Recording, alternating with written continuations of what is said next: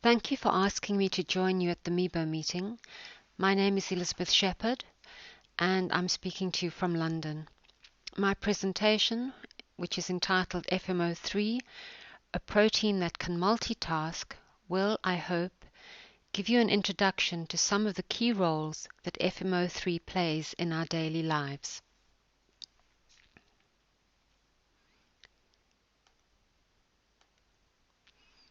Now, the full name of the protein FMO3 is flavin-containing monooxygenase 3. And mutations are changes in the base sequence of DNA, and sometimes these changes can have unfortunate consequences. For the FMO3 gene, some changes can lower or eliminate the activity of the FMO3 protein. And it's the activity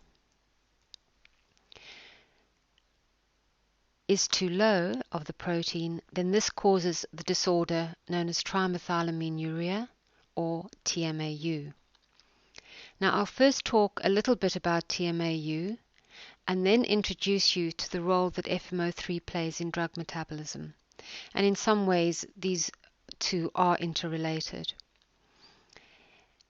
And I'll discuss some of the consequences that genetic variation in the FMO3 gene might have for drug response of an individual. So FMO3 is also known as a drug metabolizing enzyme.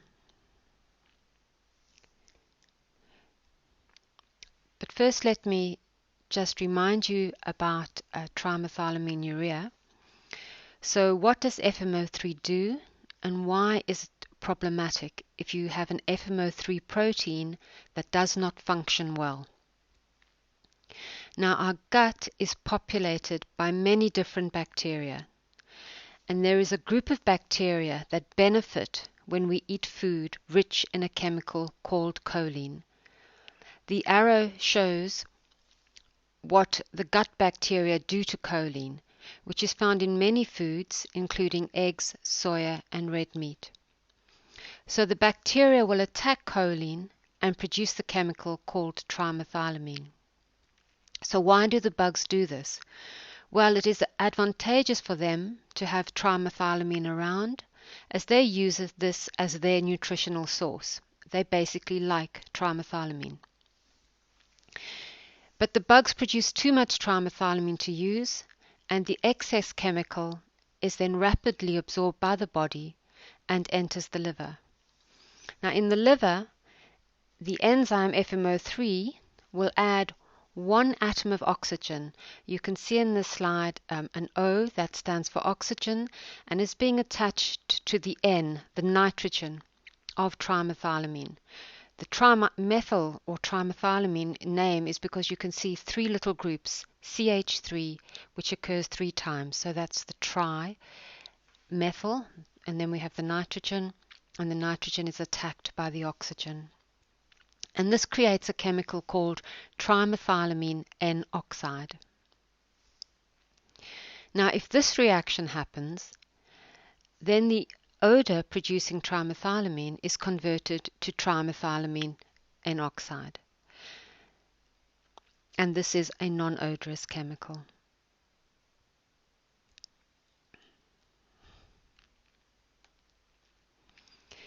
But if the FMO3 activity is compromised, that is, it is lowered because of some change in DNA which then changes the protein, then this conversion to the N oxide will not be effective.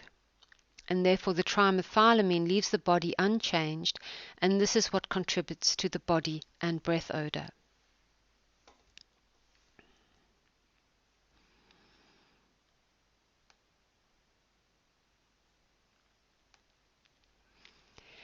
Now in this slide, I show along the white and the blue bar many of the changes that have been found to cause trimethylamine.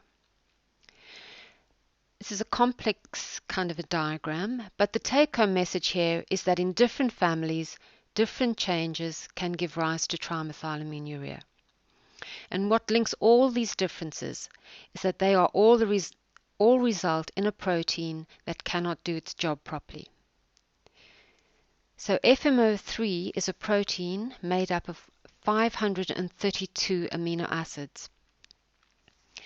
And the numbers on this bar refer to the amino acid that is changed as a result of a particular mutation. So if you focus on P153L, this means that the amino acid at position 153 is changed from a P stands for proline, to an L, where L stands for leucine. And in 1997, we published the first report that showed that trimethylamine is an inherited disorder caused by changes in FMO3. And the graph demonstrates what happens when the P at 153 becomes an L. So you can see from the orange line, whose slope increases over time, that the enzyme in this case, when there is a proline at position 153, can convert trimethylamine to trimethylamine N-oxide.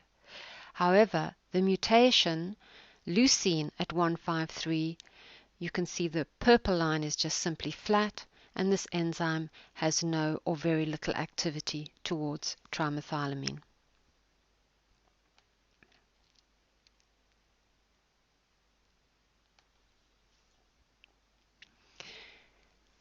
Now, I just wanted to digress a little and just to explain to you about some of the nomenclature we use, which might be perplexing you a little. So, amino acids and the different ways we name them. As technology has progressed, we've learned more and more about the order of amino acids in our proteins, and we now have the sequence of the human genome and of many different genomes. And to kind of cope with this information, we have to use a shorthand notation to be able to record the information in a protein. So if we just look at this table, there are actually 20 amino acids found in our proteins, or mainly 20, and I've just given an example of 6 of them here, so you can get the idea of how we use this terminology. So the full name of an amino acid, alanine, we had a 3-letter code, which we thought was fine until we sequenced the human genome, and then had to come up with something better, which we call the 1-letter code. So for the 3-letter code, it would be ALA. That takes up too much space on the page or on the computer screen, so we use an A. Glycine is gly in the 3-letter code, or G in the 1-letter code. Glutamic acid, GLU, or E. Leucine, LU, or L. Lysine, lys, or K. Proline, pro, or P. And if you see an X, this means stop. This means that the protein sequence is shorter than it should be, because there is a mutation that prevents any more amino acids being added to the protein chain.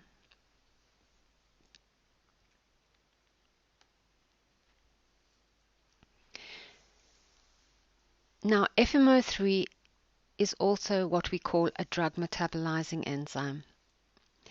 And you've seen with choline, choline is a foodstuff. It's actually foreign. Food is foreign to us. Many dietary components are foreign. We don't think of them as foreign because we just eat them without thinking, but they are foreign. And drugs are foreign too. So drugs and other chemicals foreign to the body have to be removed. The body has to be able to cope with getting rid of these excess of chemicals. And so very fortunately, we have evolved a defense mechanism to clear foreign chemicals from the body, and this is called detoxification. Now, detoxification can occur in many organs in the body, and these will include the gut, lungs, skin, and kidney, for example. But the real powerhouse for detoxification is the liver. And here, as you saw with trimethylamine, many chemicals can undergo changes that allow them to be removed from the body. And chemicals get removed from the body in our urine, our bile, and feces. Now, therapeutic drugs are foreign chemicals, but they've only been around for a very short time. So we didn't suddenly evolve this detoxification system to deal with therapeutic drugs. We've evolved it over time to help us cope with our natural environment. So it's a pretty amazing evolutionary system that basically allows us to survive on a day-to-day basis. So let me explain how FMO3 can detoxify a drug. So this little pink triangle here represents a drug, and many drugs have a chemical property which makes them hydrophobic. This means that they can pass through the oily membranes that surround a cell. So this is very advantageous to us to have drugs that have this property because they can get into our cells very effectively. Now the problem is, once they've got into the cell, we have to get them out again so that they can be cleared from the body. And this is one of the roles that FMO3 can play. So FMO3 will add an oxygen onto the drug. This then changes the drug into a chemical that now prefers to be in a water environment, and it will leave the cell by various mechanisms and then be able to be excreted through usually the urine in the case of FMO3, but sometimes in the bile and the feces. Now by adding that oxygen onto the drug, FMO3 creates a chemical which can be an N oxide if the drug has a nitrogen and the oxygen goes onto the nitrogen. And actually many drugs have a sulfur, and FMO3 can add an oxygen onto the sulfur as well, and that produces a chemical called the S oxide. So why does drug clearance matter? Well, it matters a great deal because, as you will know, if you're on medication, your clinician or medical practitioner might have prescribed you a drug and said take 1 twice a day or 3 times a day. And the reason for this is because of drug metabolism. So if we look at a normal situation where a person is able to carry out a detoxification process, when you're given a drug, you take the drug, and as it's absorbed, the plasma concentration of that drug will increase. As you can see here, the pink arrow indicates the dose, and the blue line that's increasing indicates plasma increase. And then as the body detoxifies this drug and removes it from the body, then the concentration decreases. And you take your next dose, the plasma concentration increases, and over time the chemical will be removed, and so on. So we have metabolism and we have the drug concentration dropping before the next dose.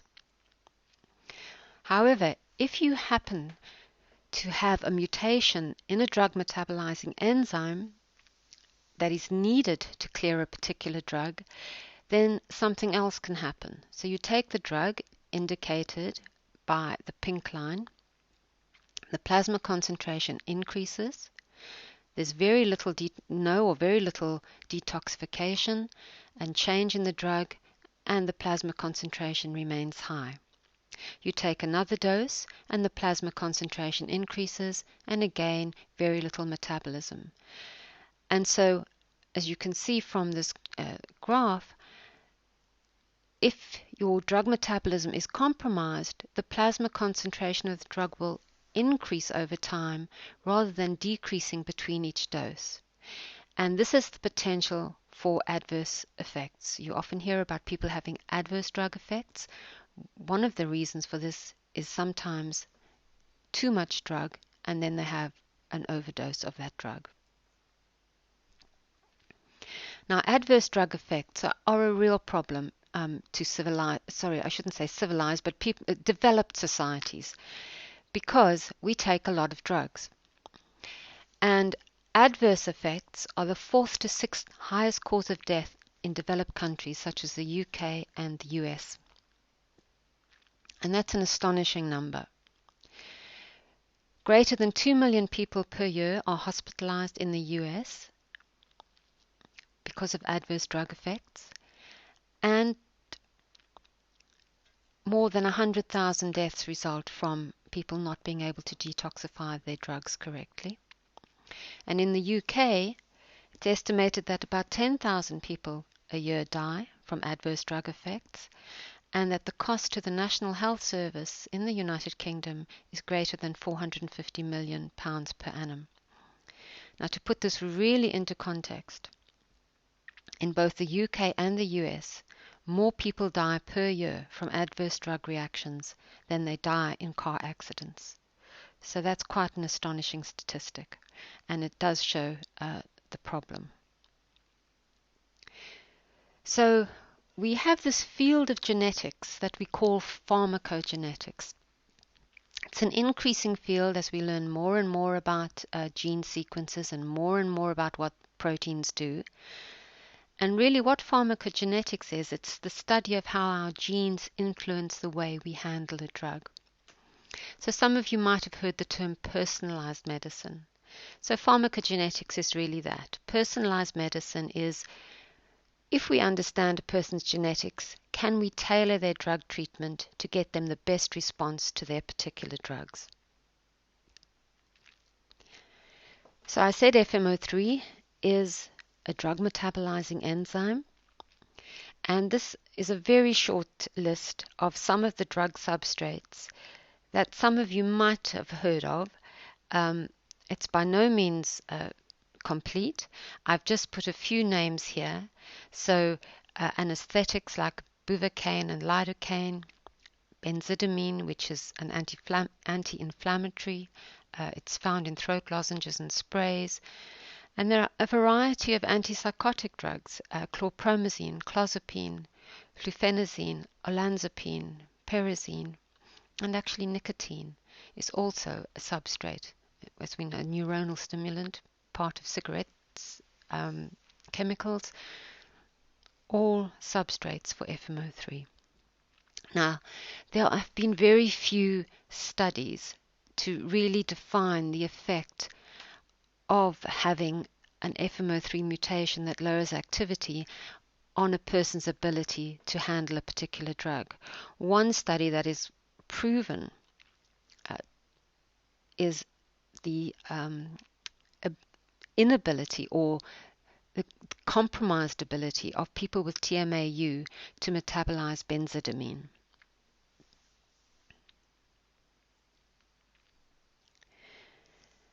Now, I've talked about trimethylamine and I showed you a very similar slide earlier where I kind of listed the mutations that cause trimethylamine.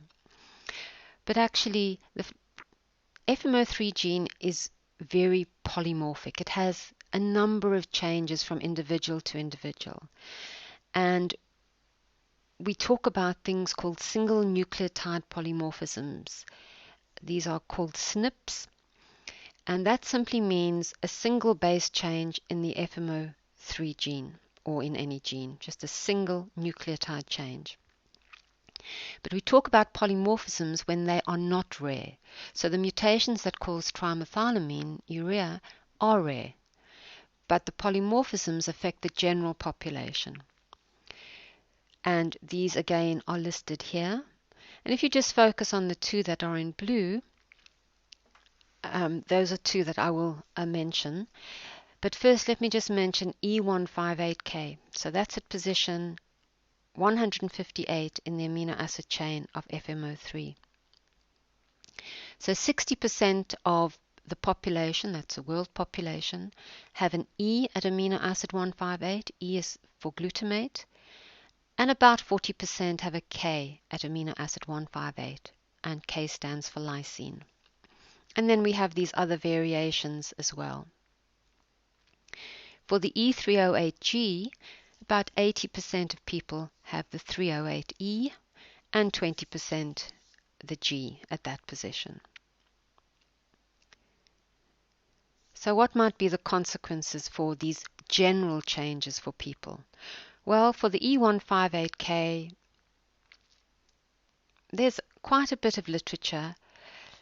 Most of it indicates that there's very little difference if you have an E or a K at this position, but actually some drugs have been shown to be affected.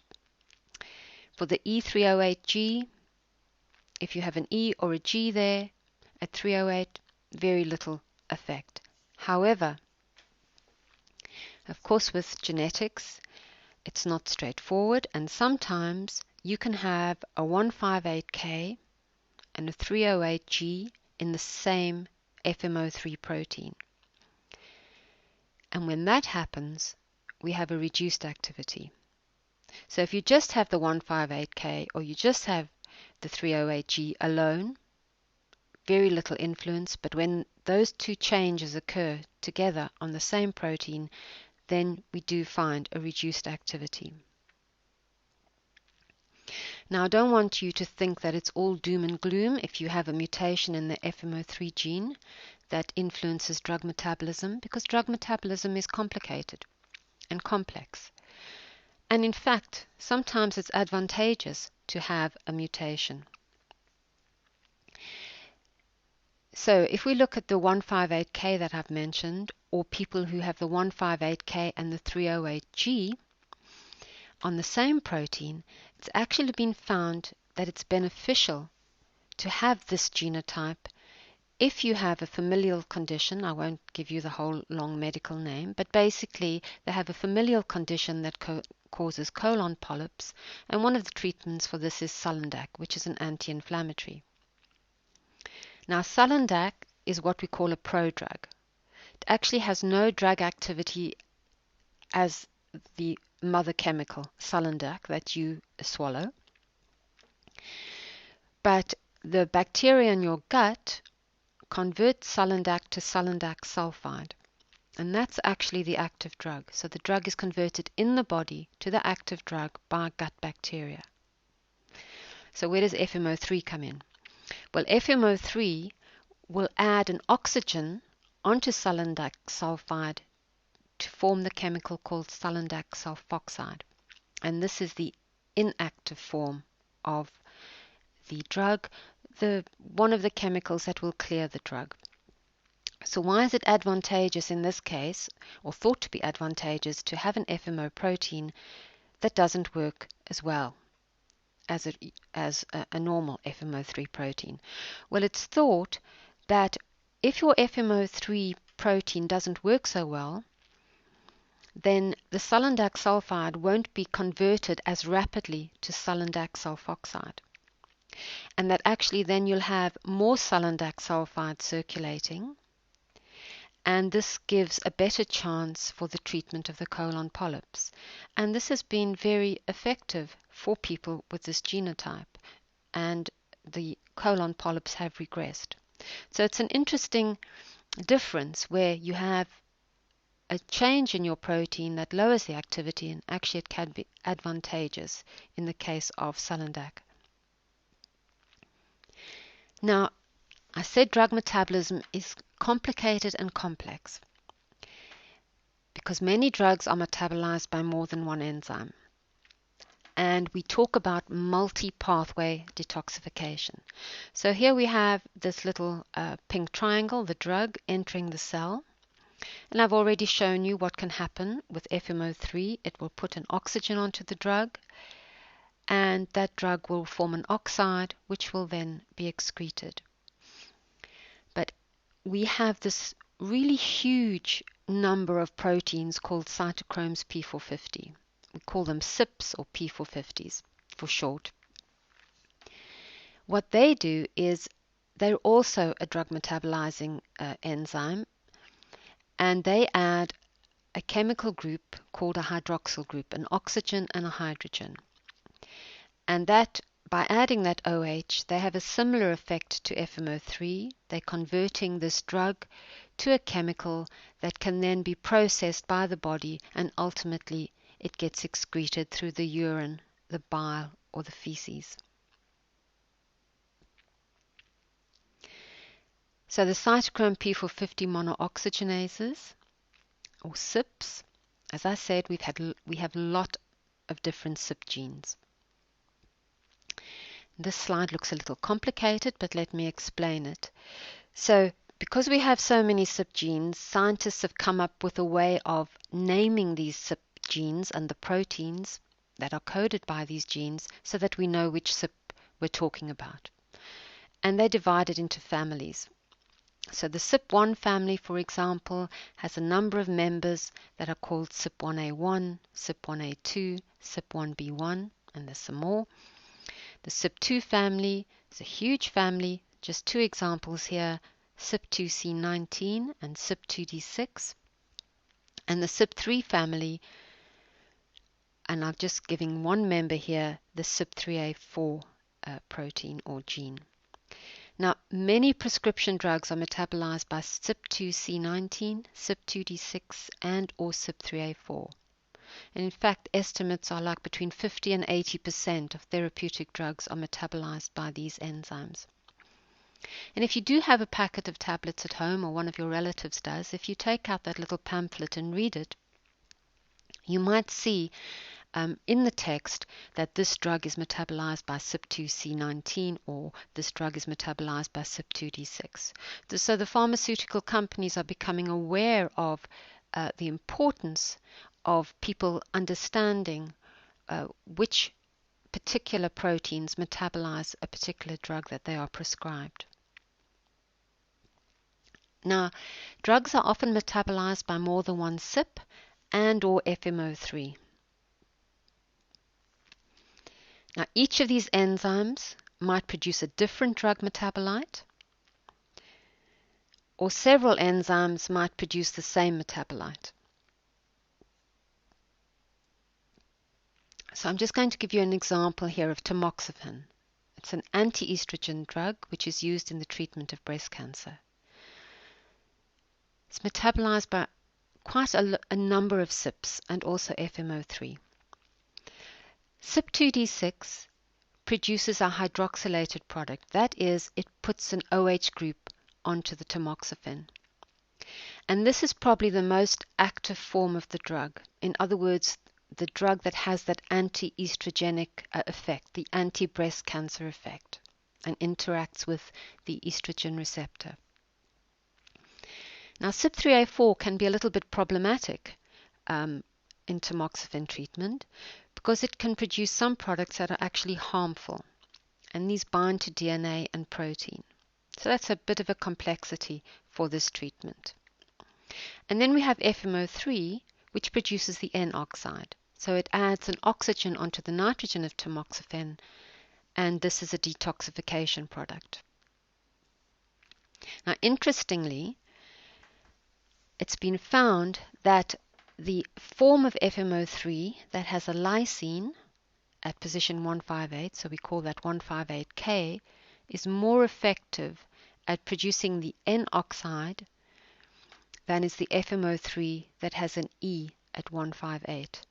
Now, I stress that this has been found in the laboratory, and I'm not aware of any clinical trials or large studies that have looked at individuals to show whether there is a significance in the whole organism of this difference, 158K and 158E.